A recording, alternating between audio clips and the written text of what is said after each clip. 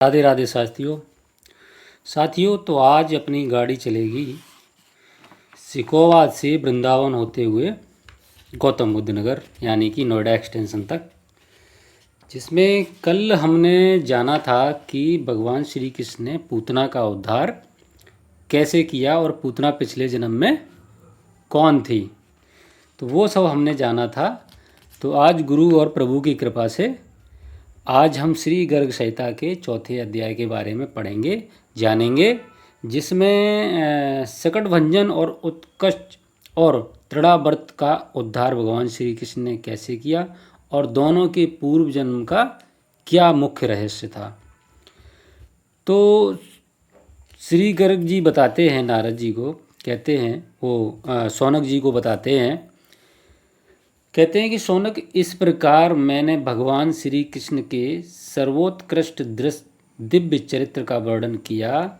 जो मनुष्य भक्ति पूर्वक इसका श्रवण करता है वह कृतार्थ हो जाता है, उसे परम पुरुषार्थ प्राप्त हो गया, इसमें कोई संदेह नहीं है, कोई डाउट नहीं है। तो क्योंकि नारद जी बोले थे कि पूर्व काल में राजा बलि के यज्ञ में भगवान वामन परम उत्तम रूप को देखकर जब उनकी बहन के मन में वात्सल्य जागा था भगवान श्री को दूध पिलाने के लिए, तो उन्होंने पूतना का जन्म लिया था और उनकी इच्छा पूरी की। तो ये सारी लीलाएं उनको गर्ग जी ने सुनाई। तो उसके बाद श्री शौनक जी बोले कि हे मुने, भगवान श्री कृष्ण का मंगलमय चरित्र अमृत रस से तैयार की हुई परम मधुर खांड है। इसे साक्षात आपके मुख से सुनकर हम कृतार्थ हो गए हैं। तपोधन संतों में श्रेष्ठ राजा बहुलास भगवान श्री कृष्ण के परम भक्त थे। तपोवन में राजा बहुलास जी थे, भगवान श्री कृष्ण के परम भक्त थे।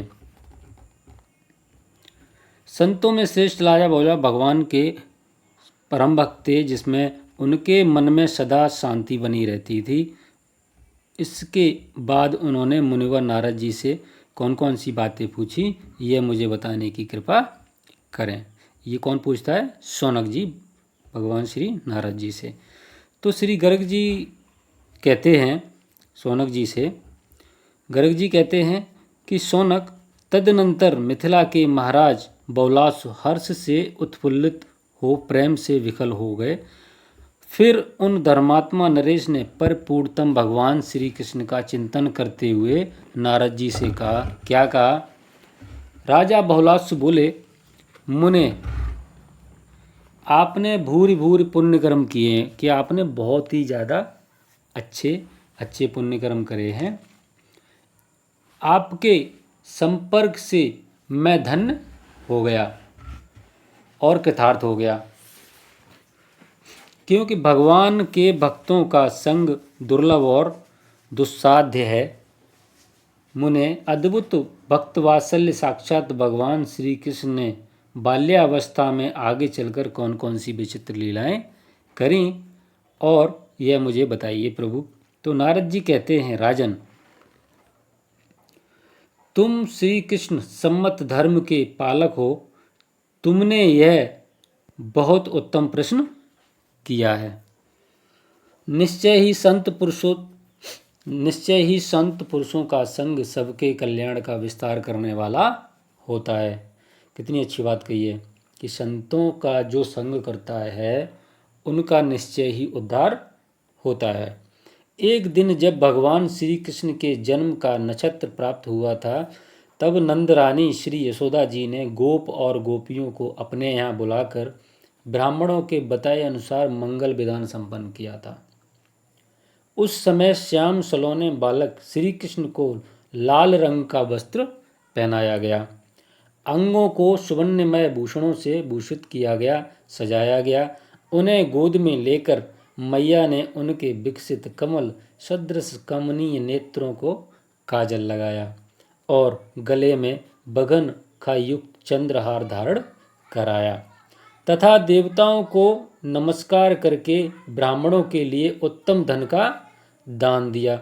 तदनंतर गोपी यशोदा जी ने शीघ्र ही अपने लाला को पालने पर लिटा दिया और मंगल दिवस पर गोपियों से प्रत्येक का अलग अलग स्वागत किया। उस मंगल भवन में उस दिन बहुत से गोपों का आना जाना लगा रहा, अतः उन्हीं के सत्कार में व्यस्त रहने के कारण वे अपने रोते हुए बालक का रुदन शब्द सुन न सकी। उसी क्षण पापात्मा कंस का भेजा हुआ एक राक्षस वहां आदम का, उसका नाम उत्कच था। वह वायु में शरीर धारण किए हुए था। वह आकार छकड़े पर, छकड़ा जो होता है जिसपे दही वगैरह हम दूध की हांडियाँ पहले टांगते थे, जो लोग गांव से होंगे पुराने ज़माने का कुछ दृश्य देखा होगा तो उनको पता होगा। ऐसी गोल गोल टोकरी सी होती है और उसमें रस्सी बांध के ऊपर जैसे जहाँ पंखा सा लटकता है ना, उसमें बांध देते थे और उस पर मटका रख देते थे। उसको छकड़ा बोलते हैं, जिनमें बड़े बड़े वजनदार दूध दही के मटके रखे जाते थे। और वो जो उत्कच था उसी छकड़े पे आकर बैठ गया और बालक के मस्तक पर उस सकट को उलट कर गिराने का प्रयास करने लगा। जो छकड़े पे जो मटका था वो भगवान श्री कृष्ण के ऊपर पलटने का प्रयास करने लगा। इतने में ही भगवान श्री कृष्ण रोते रोते ही उस सकट पर पैर का प्रहार किया। भगवान श्री कृष्ण ने रोते रोते ही पैर मारा। फिर तो वह बड़ा छकड़ा टूक टूक हो गया, मतलब टुकड़े टुकड़े हो गए और दैत्य मरकर नीचे गिर गया। ऐसी स्थिति में वह वायु में शरीर छोड़कर निर्मल दिव्य देह से संपन्न हो गया। जैसे ही उसका उद्धार हुआ वो अपने स्वरूप में आ गया, निर्मल देह में आ गया। भगवान श्री कृष्ण को प्रणाम करके 100 घोड़ों से जिते हुए दिव्य विमान पर बैठकर भगवान के निजी परम धाम गोलोक को चला गया। देखा, वह राक्षस था, पिछले जन्म के हिसाब से अपने कर्म को पूरा कर रहा था और भगवान श्री कृष्ण ने उसका भी उद्धार कर दिया। संत भगवान कहते हैं कि भगवान को किसी न किसी तरह से चिंतन में लाना चाहिए, चाहे अच्छे चिंतन में या बुरे चिंतन में। कुल मिला के भगवान आपका परम मंगल ही करते हैं। और संत भगवान ये भी आदेश करते हैं कि ज़्यादा से ज़्यादा नाम जप करो।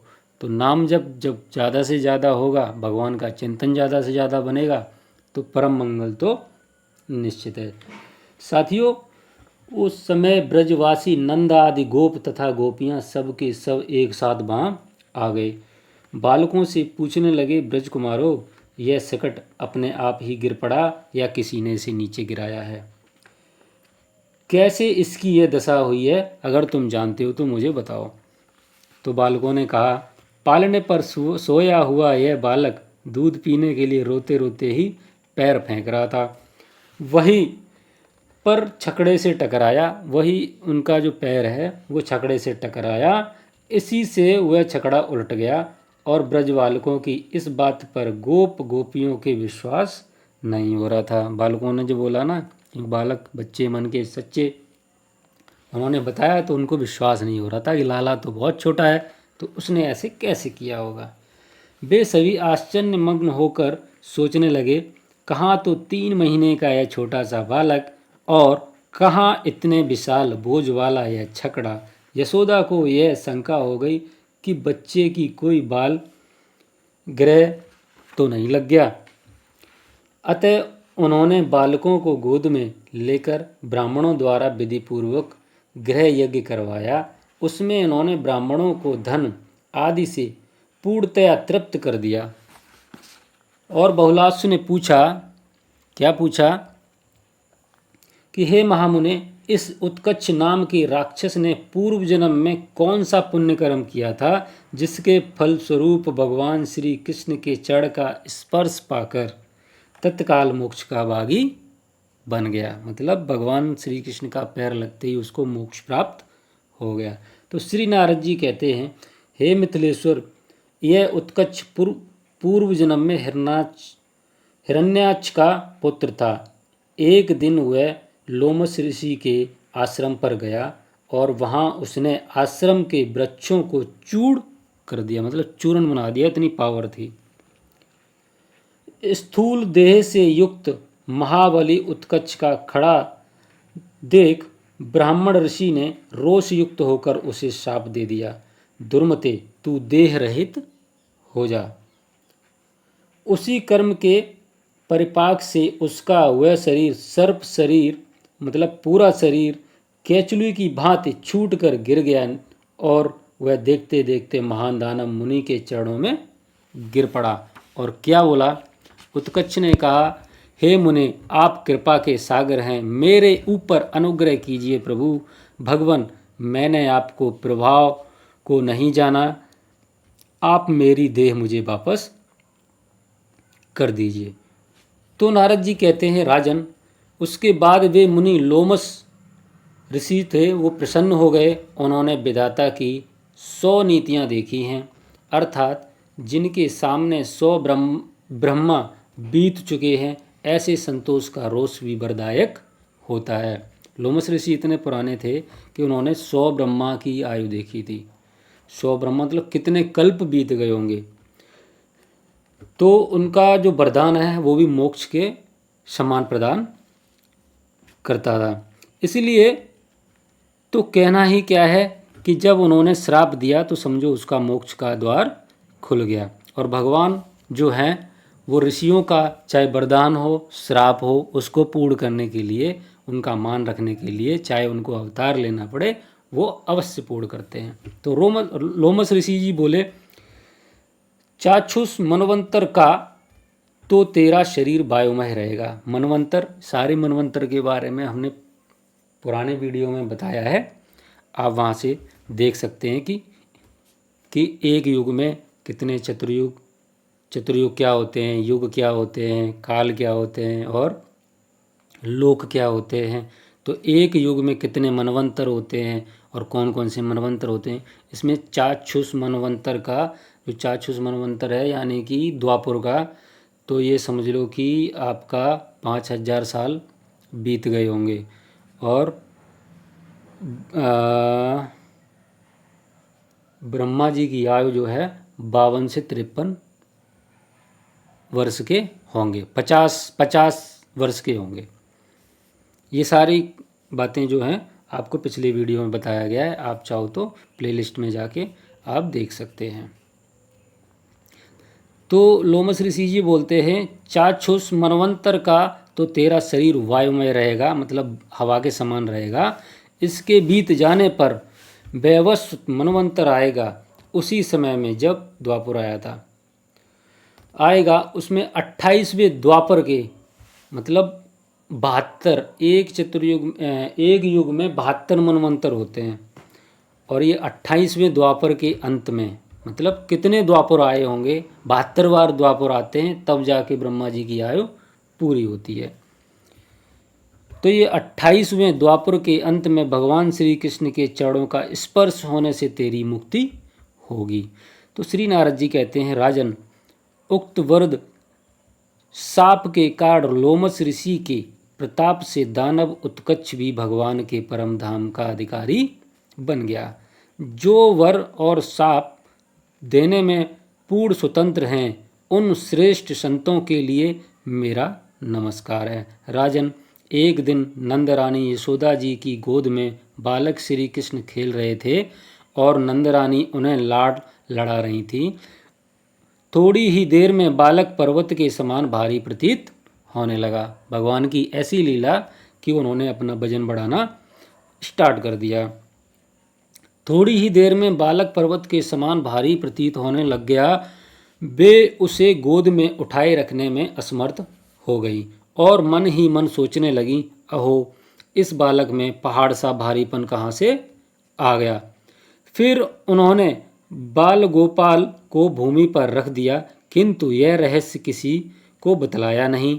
उसी समय कंस का भेजा हुआ महाबली दैत्य तृणावर्त वहां आकर आंगन में खेलते हुए सुंदर बालक श्री कृष्ण को बवंडर रूप से उठा ले गया। ये भगवान की लीला थी, इसलिए उन्होंने अपना वजन बढ़ाया कि वजन बढ़ाएंगे तो माता सहन नहीं कर पाएगी और माता हमें ज़मीन पे रख देगी।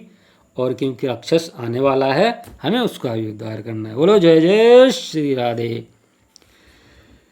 तो भगवान श्री कृष्ण को बवंडर रूप से उठा ले गया तृणावर्त तब गोकुल में ऐसी धूल उठी जिसके कारण अंधेरा छा गया और भयंकर शब्द होने लगा।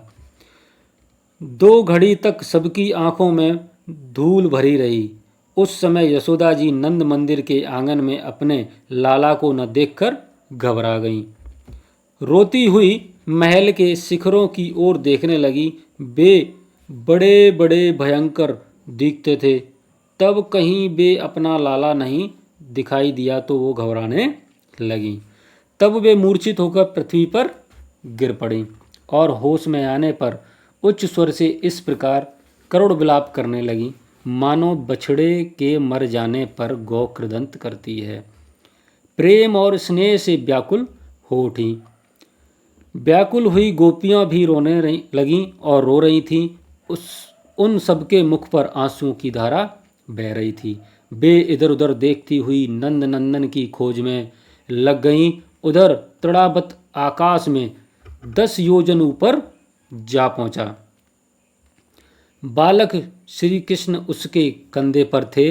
उनका शरीर उसके सुमेरु पर्वत की भांति भारी प्रतीत होने लगा। भगवान श्री कृष्ण कहाँ थे? तड़ाबत के कंधे पे। और भगवान श्री कृष्ण ने अपने शरीर का वजन बढ़ाना शुरू किया। उसे अत्यंत पीड़ा होने लगी। तड़ाबत को काफ़ी पीड़ा होने लगी। तब वह दानव श्री कृष्ण को वहाँ नीचे पटकने की चेष्टा करने लगा। यह जानकर प्रपूर्तम भगवान ने स्वयं उसका गला पकड़ लिया। निशाचर के छोड़ दे छोड़ दे छोड़ दे कहने पर अद्भुत बालक श्री कृष्ण ने बड़े जोर से उसका गला दबाया। इससे उसके प्राण पखेरु उड़ गए और वो धराशायी हो गया। उसकी देह से ज्योति निकली और घनश्याम में उसी प्रकार विलीन हो गई जैसे बादल में बिजली। तब आकाश से दैत्य का शरीर बालक के साथ ही एक शिला पर गिर पड़ा। गिरते ही उसकी बोटी बोटी छितर गई। गिरने से धमाके से संपूर्ण दिशाएं प्रतिध्वनित हो उठी। भूमंडल कांपने लगा। उस समय रोती हुई सब गोपियों राक्षस की पीठ पर चुपचाप बैठे बालक श्री कृष्ण को एक साथ ही देखा और दौड़कर उन्होंने भगवान श्री कृष्ण को उठा लिया। फिर माता यशोदा को देखकर वे कहने लगी, क्या कहने लगी गोपियाँ? हे यशोदे, तुम बालक के लालन पालन की रत्ती भर भी योग्यता नहीं रखती।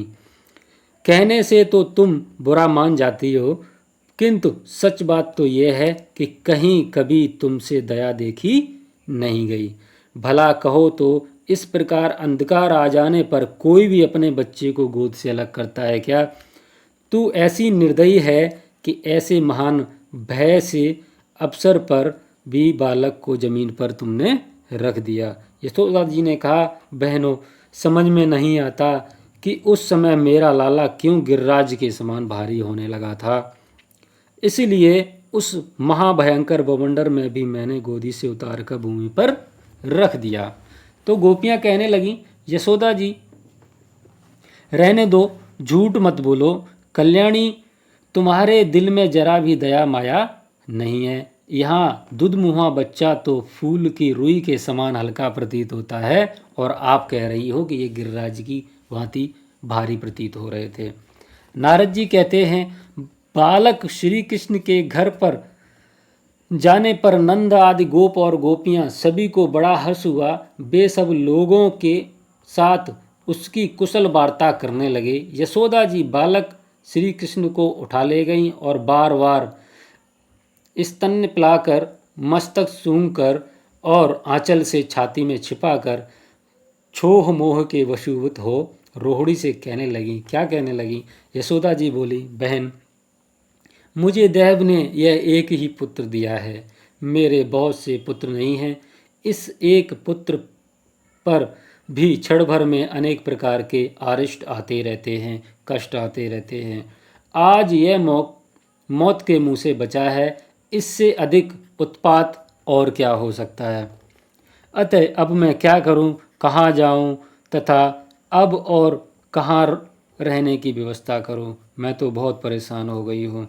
धन, शरीर, मकान, अटारी और विविध प्रकार के रत्न, इन सबसे बढ़कर मेरे लिए यह एक ही बात है कि मेरा यह बालक कुशलता से रहे।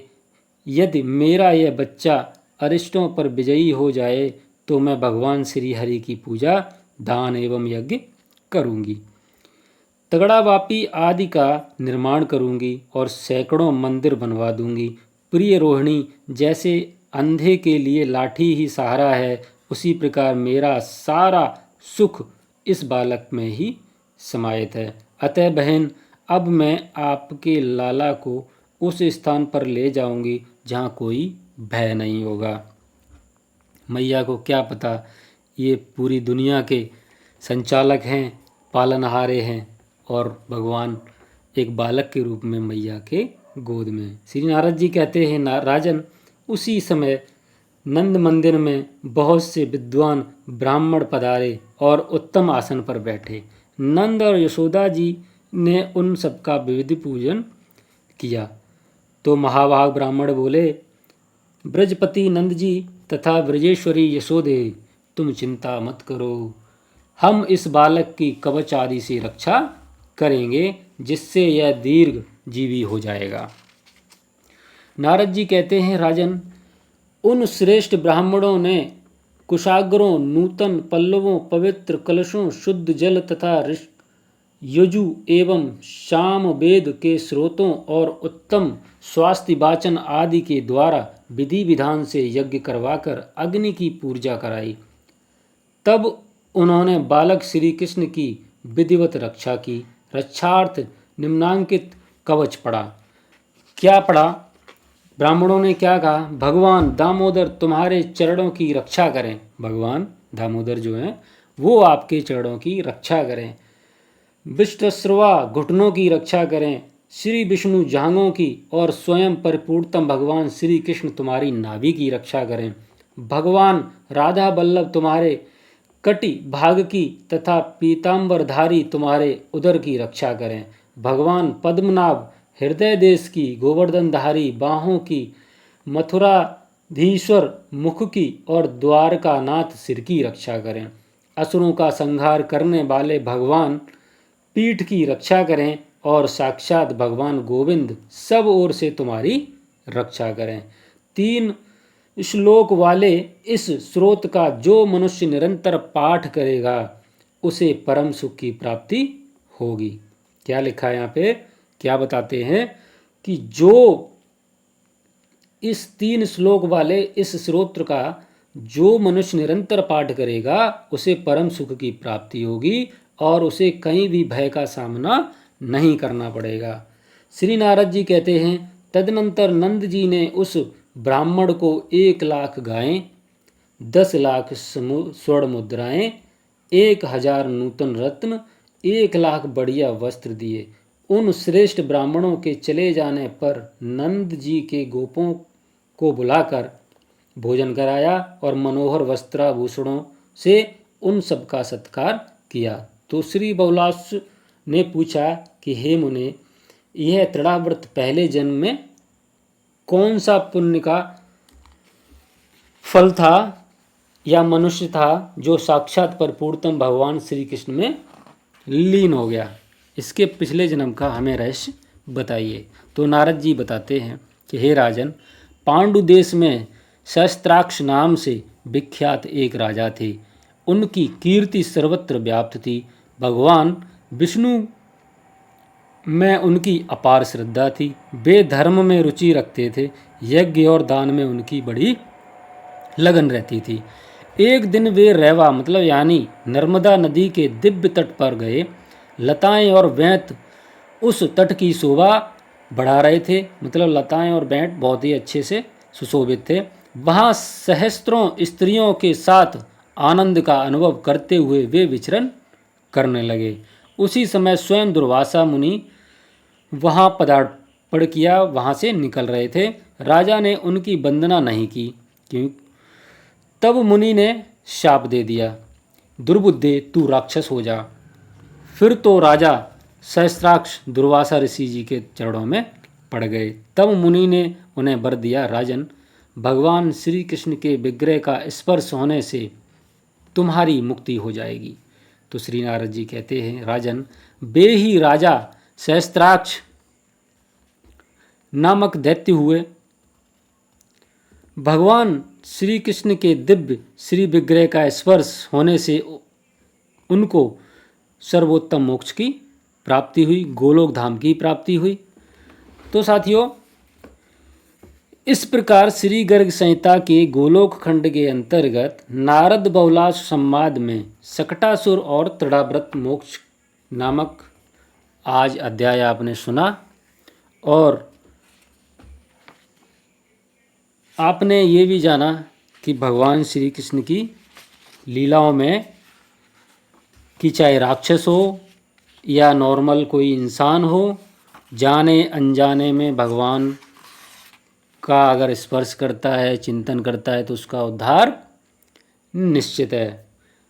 तो जैसे संत भगवान बताते हैं कि अग्नि जो होती है, अग्नि का कार्य क्या है? अग्नि का कार्य है जलाना। चाहे आप जान के छुओ या अनजाने में छुओ, वो तो आपको जलाएगी। जैसे कि अमृत का कार्य होता है जीवन देना। आप जान के पियो या अनजाने में पियो, वो आपको जीवन प्रदान करेगा ही करेगा। जैसे जहर का काम, विष का काम जो होता है, वो आपको नुकसान पहुंचाना, मृत्यु देना। वो आप जान के पियो या अनजाने में पियो, उसका काम है मारना, वो मार देगा। ऐसे ही संत भगवान कहते हैं कि भगवान का जो नाम होता है ना, जो भी भगवान आपको प्रिय उनका नाम लीजिए।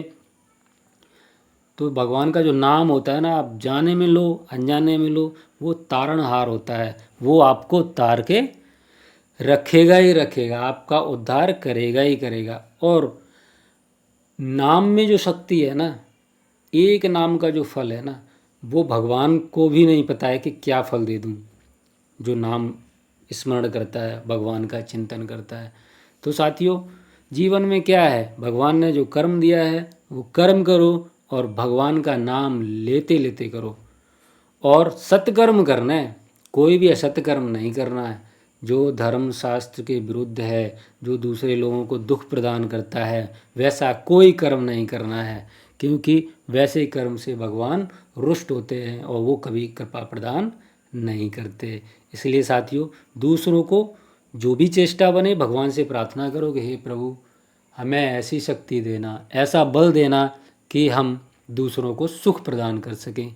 मन बुद्धि शरीर किसी भी तरह हम किसी अन्य प्राणी को दुख ना पहुँचे, ना मुझसे ऐसा कोई कृत्य बने जिससे दूसरे लोगों को परेशानी हो, तकलीफ हो। तो साथियों, आज का प्रसंग यहीं समाप्त करते हैं, समाप्त का विराम लगाते हैं। अगला प्रसंग हम अगले वीडियो में जानेंगे, जिसमें जानेंगे कि यशोदा द्वारा जी के श्री कृष्ण के मुख में संपूर्ण ब्रह्मांड का दर्शन कैसे हुआ, और नंद और यशोदा के पूर्व पुण्य का वो क्या परिचय है, मतलब ऐसे उनके क्या कर्म थे यशोदा जी और नंद के, जो भगवान श्री कृष्ण स्वयं उनके पुत्र के रूप में उन्होंने जन्म लिया। और नाम संस्करण कैसे हुआ, और नाम भगवान श्री कृष्ण का नाम श्री कृष्ण ही क्यों रखा गया, बलराम जी का नाम बलराम ही क्यों रखा गया, और राधा श्री कृष्ण के नित्य संबंध के बारे में हम अगले वीडियो में जानेंगे। तो साथियों, लाइक करो, सब्सक्राइब करो और भगवान का नाम लेते रहो। साथियों, स्वस्थ रहो, मस्त रहो और आनंद में रहो और आनंद प्रदान करो। बोलो जय जय श्री राधे राधे श्याम। राधा राधा राधा राधा राधा राधा राधा राधा राधा राधा राधा राधा राधा राधा राधा राधा राधा राधा राधा।